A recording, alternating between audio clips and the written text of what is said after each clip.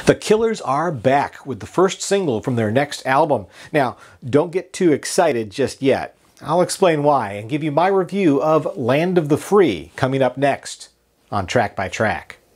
Hey everybody, my name's Kyle and this is Track by Track, music reviews, news, and commentary. Thanks for tuning in today, and if this is your first time here, please take a second to click subscribe so that you won't miss future reviews and more. Back in September of 2017, the Killers released their fifth studio album, Wonderful Wonderful. As much as I've enjoyed most of the Killers albums in the past, I found Wonderful Wonderful to be a pretty big letdown when I reviewed it here on my channel. Not everyone agreed with my critique of that one, which is kind of to be expected when you have negative things to say about a band that a lot of people love.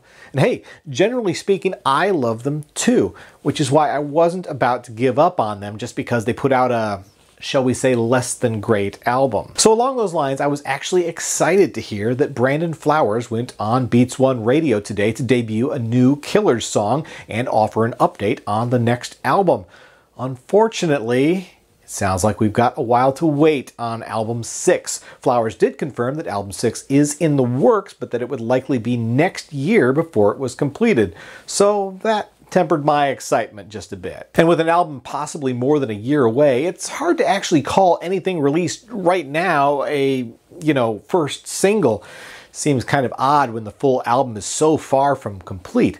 Of course, the same thing happened with Beck and his most recent album. I think he was releasing singles from Colors for about a year and a half before it finally came out. In any case, news of a new Killers song was still a drop everything moment for me today. I was hopeful that Land of the Free would be a return to form for the band, and for the most part, I'd say that's what it is. This new song finds the Killers back to exploring the kind of epic sounds that worked so well for them on albums like Battleborn and Sam's Town. But Land of the Free isn't an epic rocker, really. It's got more of a gospel vibe to it, in no small part due to the backing choir that gives the track the majority of its character. Now, we've heard gospel choirs on rock tracks many times in the past, and with mixed results. Maybe U2's I Still Haven't Found What I'm Looking For on Rattle and Hum is the best example of how to do it right. I think the Killers land somewhere in the middle here.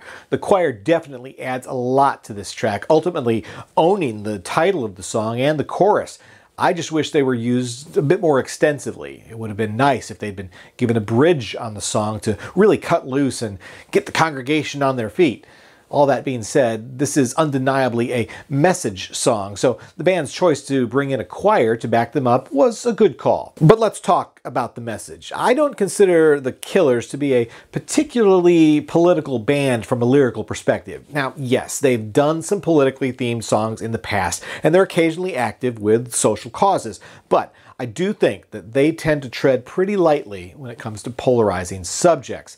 That's true of many bands, I suppose, not wanting to offend fans that may not share their political views. To that end, I think the social commentary here is fairly toothless.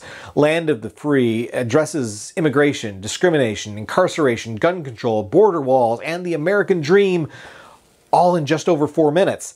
That's hardly enough time to say anything truly profound. That doesn't stop them from trying, though. The Killers go for high drama on guns. Flowers sings, "How many daughters? Tell me how many sons do we have to put in the ground before we break down and face it?" Then the music breaks down and Brandon Flowers delivers the heart-wrenching truth. We've got a problem with guns in the Land of the Free. Can I get an amen? Now, don't get me wrong. It's not that I disagree with the band's political stance on guns, or on any of these issues for that matter, but let's not make the Killers out to be anything more than they are. They're a band that occasionally makes anthems, just not anthems for social change, not songs that anyone would ever truly rally behind for a cause. And on Land of the Free, we get a grab bag full of causes to choose from. Now, I honestly believe that the band intends for the song to be more of an observation of our times rather than a cry for change, but Brandon Flowers' earnestness sometimes makes me think they're taking themselves a bit too seriously. But if there's one line in the song that actually spoke to me, it's one of the ones that was almost a toss-off. During one chorus, Flowers seems to answer the chorus's chant of Land of the Free with the words, "Move on, there's nothing to see." And for me, that speaks volumes about the real problems in America, whether it's school shootings or the disproportionate number of African Americans in our prisons or the deportation of immigrants that know no home other than the United States of America. There's a powerful movement among those in power to distract our attention away from the issues that don't serve their agenda. For me, that's a topic that truly needs to be placed in the spotlight.